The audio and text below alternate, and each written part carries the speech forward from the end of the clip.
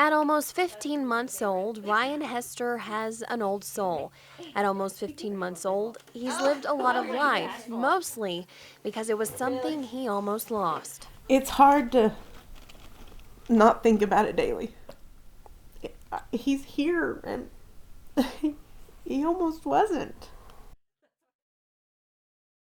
In the fall of 2014, Ryan's parents, Pamela and Will, were enjoying the life of new parents. 4-month-old Ryan was conquering all of his typical milestones. He was a happy baby, full of laughter and lots of hugs. Pamela says she was at work when she got a call from Ryan's daycare. He was sick. He couldn't keep anything down. We're thinking it is the worst stomach bug I've ever seen. But it wasn't a stomach bug. It was something much worse. That night we went to the emergency room and then came home 28 days later. Ryan was diagnosed with bacterial meningitis. Simply put, it was an inflammation of the membrane surrounding his brain and spiral cord. It's usually caused by a viral infection, and it can be life-threatening. And in Ryan's case, it was. It was relief and completely terrified at the same exact time. Because I knew, at least we knew what track to go down, but going down that track was so scary. Ryan was a very sick baby. He had to undergo a craniectomy, which was a surgery that removed part of his skull to make room for his swelling brain. He suffered seizures, and he had to live in the pediatric ICU. This is real. This is actually happening, and I can't personally do anything. I have to let other people take care of him. I can't make him feel better. Pamela says she was terrified, but she had to put her fear aside and focus in on helping Ryan recover. And even though she knew how deadly meningitis could be, she refused to let herself think the worst. You can't do it. You can't stop and think about it. You have to be there in the moment. You can worry about that later. Right now, we've got to deal with this. After surgeries, treatments, and a month in the hospital, Ryan was allowed to go home. His family says he's making new milestones with the help of physical and occupational therapists. The Hesters are incredibly thankful to the team of doctors and nurses at UMC for helping to heal their little boy. They don't treat you as if you're a case. This is the child with meningitis. No, this is Ryan who has meningitis. Most of all, they're thankful Ryan no longer has meningitis, and now they look forward to making new memories. Time was on Ryan's side. Because he was so young when he was sick, he won't have any real memories of what he went through and what it took to get to where he is now. Later on in life, he's not going to remember it. He's not going to remember going through all that stuff, and it's not going to be something that, haunts him or has bad dreams about it. Don't do it. Oh. Taylor Cunningham was a beautiful, healthy baby, and her parents treated each of her developmental milestones like little victories. You feel like that's a miracle, and sometimes we're amazed at just how babies just know how to do things naturally. 3 months ago, they got to experience one of those early miracles for the second time. When that time came and she took those first steps on her own, it was very, very satisfying and gratifying. Last year, Taylor fell off a four-wheeler, fell to the ground head first, and suffered a traumatic brain injury. She was truly at risk of dying. I mean, with that contusion or bruise on her brainstem, we often lose the function.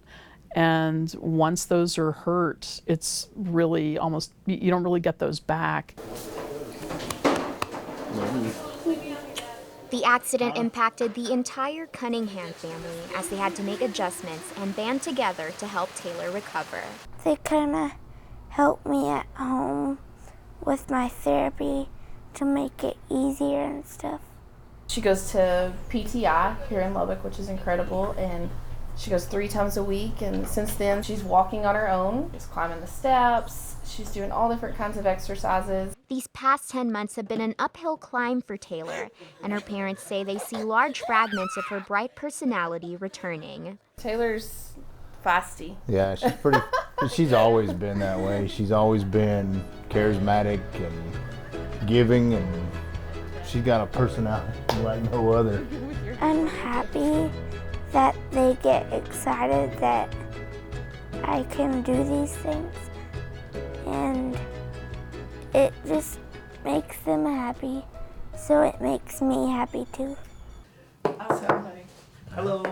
Cunninghams say the progress Taylor has made wouldn't have been possible without the care they received at UMC. Man, without UMC, without the staff and without the equipment that was available, I honestly just don't believe that Taylor would be here. And though much of the accident is a blur for Taylor, she remembers exactly where she was when she took those first steps again as an 8-year-old. In the living room. Who are you going towards? Mom. And when you finally made it to Mom, what was it like? Exciting. And it gave her family the hope and reassurance that they would get through this, together, one small careful step at a time. It's safe to say that Taylor is definitely, I'd say she's my miracle. She's our miracle. Yeah. She's God's We'll miracle. share. Yeah. Now the plate, the one, the only, Myles Galvan. 13-year-old Myles Galvan is a sports fanatic. It's a challenge. His dimples give away his enthusiasm each time he's on the field. I want to be a Red Raider one day. Even in the stands, he's in his element. I'll always be a fan. That's why just by looking at him eating nachos, clapping, it might be hard to believe the curveball life threw Myles 6 years ago. He was 7 and he fell. And when he fell, like his ankle swelled up like more than it should have. But this apparent sprain needed more than a timeout. He was finally down to where he couldn't walk. He was in a wheelchair. Nobody could still tell me what was wrong. It was a call only an official could make. We called the ambulance and they took us to UMC. The doctor had come in and said, no, we'll find out what's going on with him before he leaves here. The play was up for review. He says, worst case scenario, he says is that it could be leukemia, cancer. And I was like, oh, that's worst case. He doesn't have that. But the final decision was game-changing. So he got diagnosed with ALL April of 2009. And that's the last thing I thought. I thought we'd have to be dealing with. It was just the beginning of a very challenging season up against leukemia. From there, we just spinal taps, chemo. Makes you feel tired and nauseous and your bones hurt. 2.5 years of the same game. Look at the same stuff over and over. Myles finally came out victorious in 2013. He was like a normal kid again. He was back at school, was back to normal life. Or so he thought. A few months later, they found out the score was actually tied. They did lab work, and they're like, his white blood count is extremely low again. And I was like, oh, what the? His head coach, Dr. Muhammad Rahawan, told him the news. One of the challenges with leukemia is that it knows its way to every single cell of the body. I think the toughest thing about it, though, is that knowing that when I go to the hospital, I'm going to get a medicine that makes me feel less well. Me and Myles cried, and we cried that day. He was like, why is it back, Mom? It's like, But even though he was tired and devastated, Myles stepped back up to bat. he's a fighter. He doesn't give up. Because if he walks away from this field, he knows what's on the line. You'd lose. But with his teammates by his side You better not be cheating her. and his favorite fans, Now hold it up like that. he's playing his rival team all over again. He's not battling himself. We're all battling it with him. Myles is running, hitting 10 times harder than ever before. He's more sick now. He's more tired now. They're just giving him so much right now. And while his team is unsure how many more innings he has to battle, they know he'll finish strong. It's a hard road, and we have to do it. Just keep your spirits and never give up. Not only are the sisters connected by a deep friendship, they're also connected by an illness known as Ehlers-Danlos hypermobile syndrome. Tabitha was diagnosed at 15 years old and Hannah when she was 14. Ehlers is a genetic autoimmune connective tissue disorder, so how does that affect their passion with dance? It hasn't stopped them at all. Unfamiliar to Ehlers' dad, Tom Cady, I was stricken with fear because I didn't know what I was dealing with. an incurable disorder of loose or unstable joints and ligaments that can easily tear and make the girls more prone to frequent dislocations of bones. I stubbed my toe one day and I tore like ligaments and joints all the way through my toe and up my leg. But weight training every week allows Tabitha to build muscle so it can help compensate for her weak joints and ligaments. Hannah has the same problem, but also faces a more serious illness. Sure enough, she had pretty classic findings of Crohn's disease. That's an autoimmune disease where my body basically fights itself and thinks my stomach is basically a little bad cell, and so it makes my stomach and all intestines inflamed. So that puts me automatically in a state where I have to have medicine and get treated constantly because it's unpredictable and there is no cure. The best decision for her was that we'd start an IV medication that is actually given here in the cancer center. Not just a one-time treatment, but has to go every 6 weeks for the rest of her life. Hannah loves being at school and speaks so highly of her teachers. She's an international baccalaureate at Lubbock High School and loves learning. Yeah, much like a hypothesis. Okay. Graduating with high honors last week, Tabitha's moving on to Texas Tech University. I'm actually majoring in physical therapy just because I've been in physical therapy for about 4 years straight. And so I've just gained so much interest in there, and I'm like, being on both sides of the spectrum, I'd love to be able to help someone in ways that I can relate. Both are so passionate with dance and rely on each other. Little things that we get annoyed about, and then we're like, dude, we freaking love each other. Like, why are we gonna fight? So, I don't know, I think we just matured. We're seriously best friends. I don't know what I'd do without this one. Keeping a positive attitude is something they both demonstrate on a daily basis. Whenever we get to a point that it's out of our control, there's no reason for us to be held back with it. We have to pursue our life and keep it going to the best that we can. Something their mom, April Katie, is so proud of. When I grow big, I want to be just like them. If I were to meet them on the street and not know them, I would think they're two pretty amazing young women.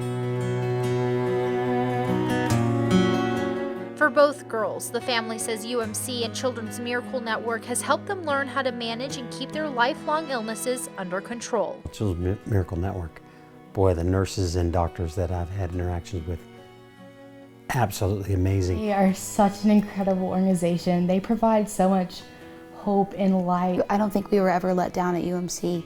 Never. Once. Really dedicated and loyal and compassionate to what they do. We are not defined by what we have, but what we are and what we do with that. And we're always here for each other. Always and forever.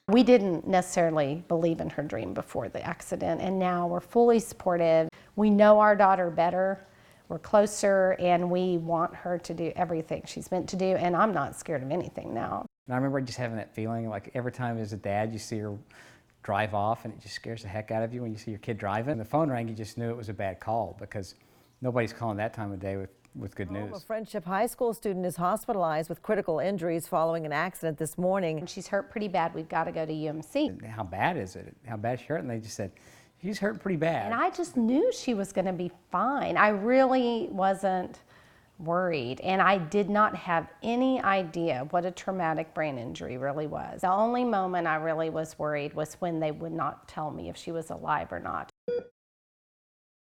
Now, do you remember anything? I don't remember anything. I remember like New Year's Eve waking up and I saw my aunt. Kennedy suffered a number of injuries all over her tiny body. Severe diffuse axonal brain injury, broken femur, broken ribs, pulled muscles in my neck, torn muscles in my knee, lacerated liver, and cranial nerve damage. Done. But the most serious, probably the brain injury. And mine was severe diffuse axonal, which means it's not in one specific spot of the brain, it's just like all over and stuff. Doctors say that 90% of patients with this type of injury remain unconscious. The other 10% that do wake up are severely impaired. I didn't ever realize everything is controlled by the brain, your emotions, your personality. I worried when she was asleep or wondered, will she be the same person? Because she could have been completely different. You look at anything, you're taking anything for a glimmer of hope. 'Cause I remember Christmas Eve, she woke up and she recognized us. And you're like, who's this? And she's calling your name. And so that was good. Kennedy remembers almost nothing from most of her recovery. She spent 3 grueling weeks at UMC and 7 weeks at Craig Hospital in Denver, Colorado. What are you doing? Nothing. What? Just filming.